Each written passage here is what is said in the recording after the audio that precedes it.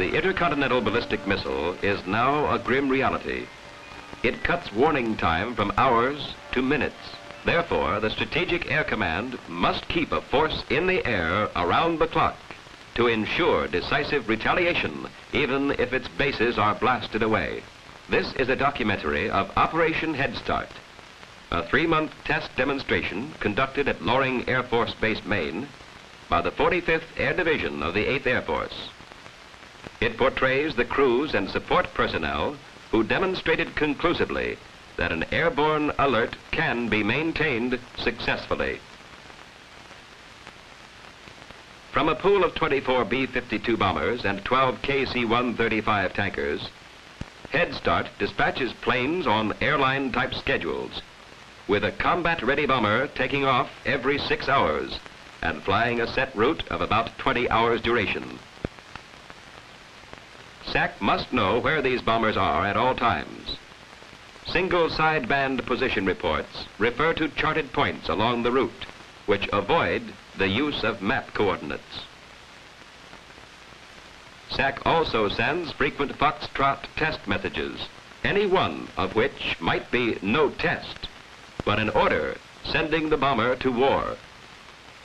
Command communication is thus virtually continuous. At a fixed rendezvous point, a tanker refuels each bomber. Here is the full operation. Each green bomber has fuel and an able crew for a war mission. When it turns yellow, it has become ineffective until relaunched. Headstart Operations has its finger on the pulse of all planes and crews available for the exercise. It marries a crew with an aircraft and schedules them into the pipeline of airborne alert bombers and tankers.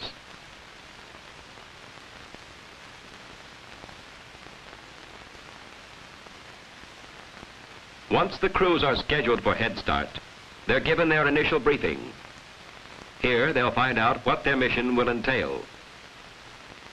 Particular emphasis is placed on the importance of communication. There is a general intelligence briefing, including the latest world news. A briefing on all safety regulations and amendments. And of course, they'll learn handling procedures from the Special Weapons Officer. The crew, anticipating 20 hours in the air, thoroughly pre-flights its aircraft at least 15 hours before takeoff. There'll be no time for last-minute adjustments. The planes must roll on schedule.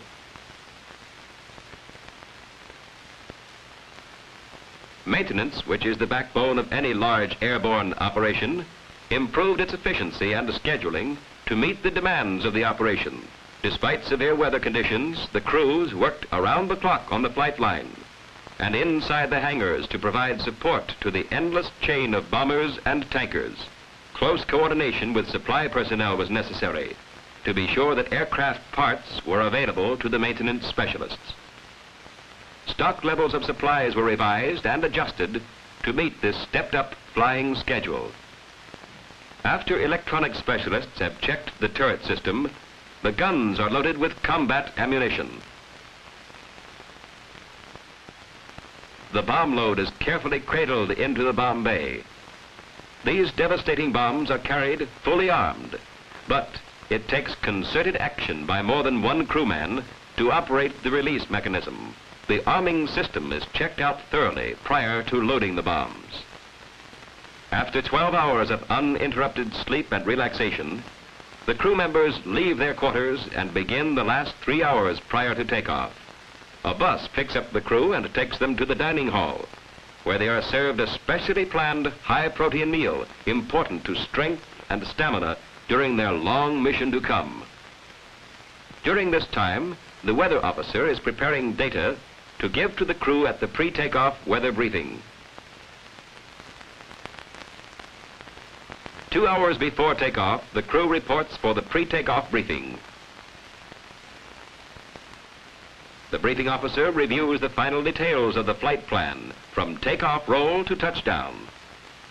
After the flight plan, The latest weather is given, along with alternate bases to be used in case of below minimum weather or emergencies.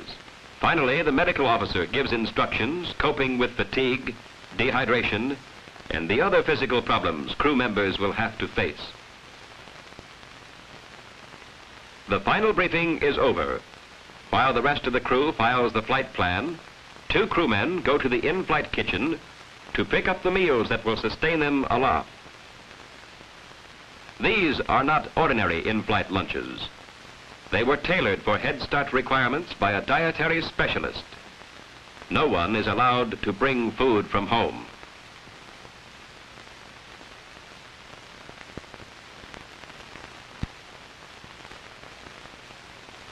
One hour before takeoff, the crew arrives at the aircraft for last-minute inspections and engine warm-up.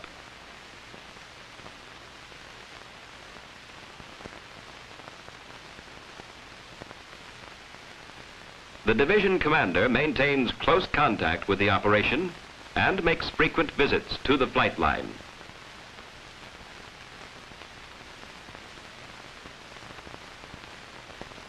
After a final review of individual emergency procedures, the crew now boards the aircraft to begin 20 hours of flying on another Headstart mission.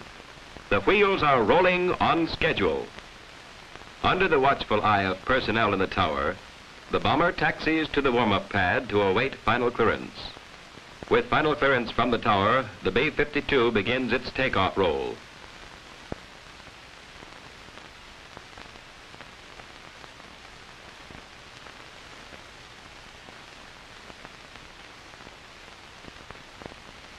Takeoff, all parts functioning properly. Support personnel have done a good job. Now the crew settles down to routine flying. As soon as the plane is airborne, the command post places it on the Headstart track. And inside the B-52, the navigator asks the ECM operator for a heading check.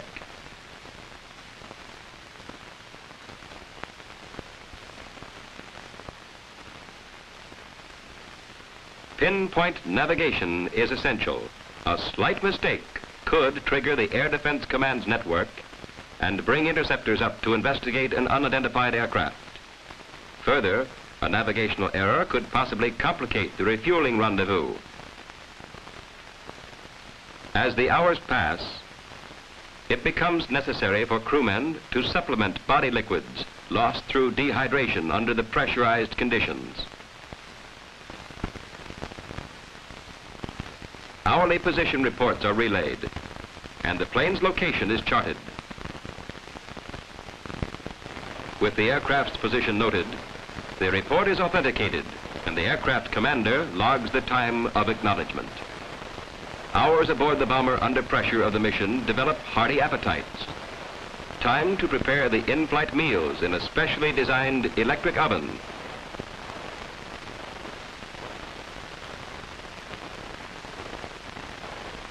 These high-protein meals help to combat fatigue.